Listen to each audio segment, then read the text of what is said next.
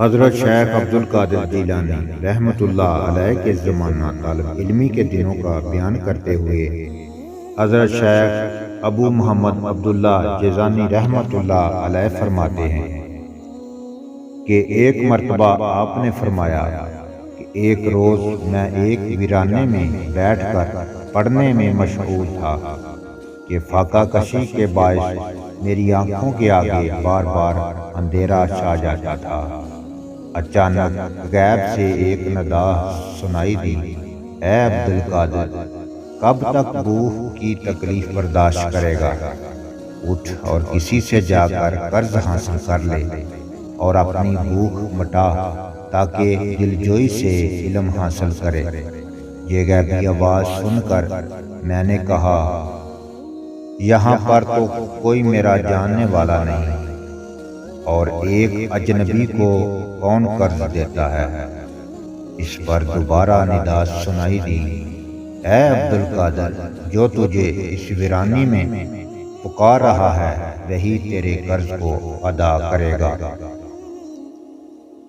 اس آواز پر میری ڈھارس بندھی اور میں نے وہاں سے ایک نان بائی کی دکان پر گیا اور نان بائی سے کہا کہ مجھے ہر روز قرض کے طور پر 1.5 روٹی دے دیا کرو، تاکہ لیکن شرط یہ ہے اگر مجھے کہیں سے کوئی رقم مل گئی تو میں تمہارا قرض ادا کر دوں گا، اور اگر قضاء الہی سے اس دوران میرا انتقال ہو گیا تو تم میرا قرض معاف کر دینا۔ میری بات سن کر نان بائی کی آنکھوں میں آنسو آ گئے اور کہنے لگا، جس قدر آپ کا دل چاہے میری دکان سے لے جایا کریں۔ چنانچہ میں ہر روز جاتا اور نان بائی سے 1.5 روٹی لے آتا۔ اسی طرح ایک عرصہ گزر گیا۔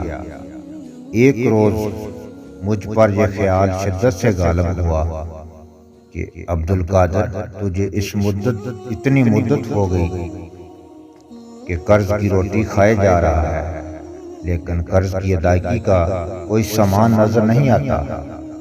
یہ سوچ کر مجھے بڑی شرم آئی اور میں شرم کے باعث اس دن نان بائی کی دکان پر روٹی لینے کے لیے نہ گیا۔